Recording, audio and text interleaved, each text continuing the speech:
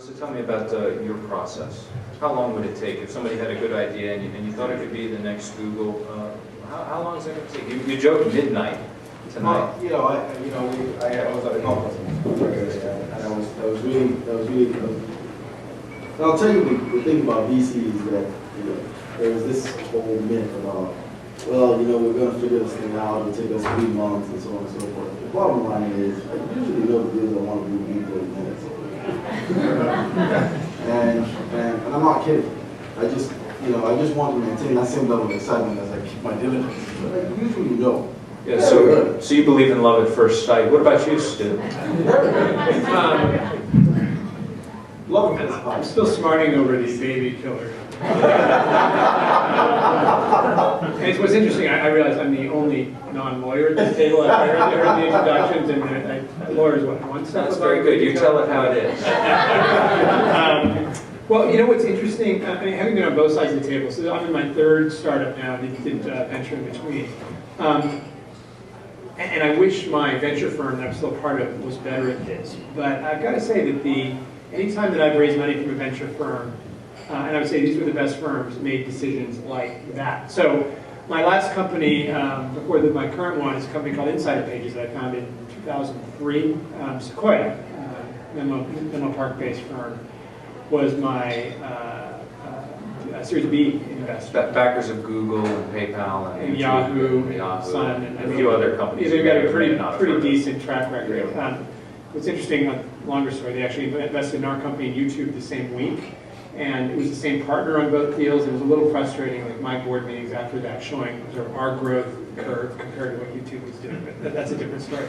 But what was interesting is that, for example, my Sequoia deal, I went in the morning, I did the Sand Hill Road thing, talked to 20 VCs probably. I walked into Sequoia, sat down, totally prepped. They knew everything about the company, they knew everything about the space. Spent an hour and a half educating them, walked out, I'm heading to my next meeting. I get a call from Rula Bota, who's one of the partners that I was the lead investor on, and said, why do you come back in? Walked back in, and Michael Moritz there, who's the lead at Sequoia, had an arm around my shoulder, bringing me in, and basically we shook hands over a deal, and it was barely lunchtime by that. So VCs can operate very quickly. Our fund, Momentum, does not operate that quickly. I wish we could, and we don't. And the fund's name is what again? Momentum. Well, momentum implies you have to know like momentum. It's not acceleration. I don't think inertia venture goes. But I would say that we're still, and by the way, the deal didn't get done.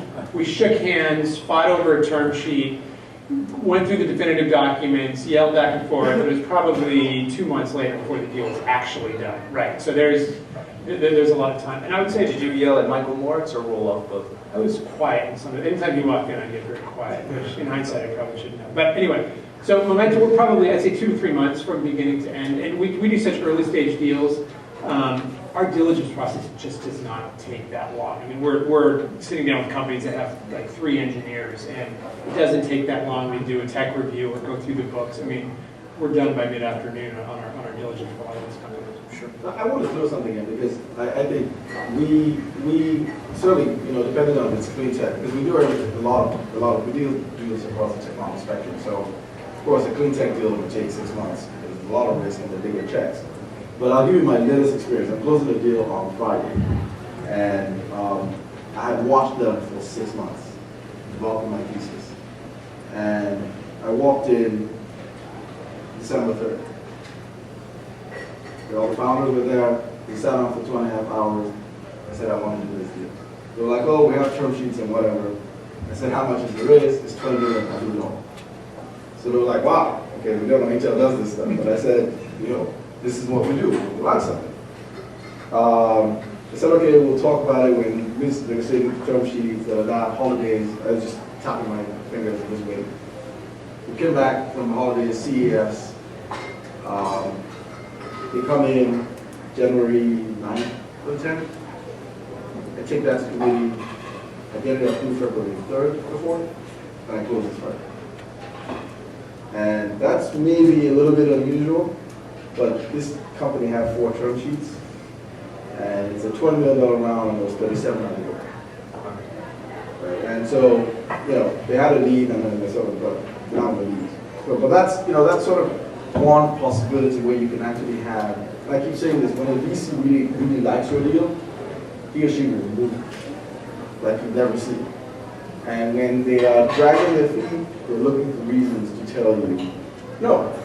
And generally, as an entrepreneur, you should expect that every time you interact with a VC. Actually, They're looking for reasons to tell you no. Right. And VCs are, it's like all of my high school days. It's like they're terrible. My high school days were actually good.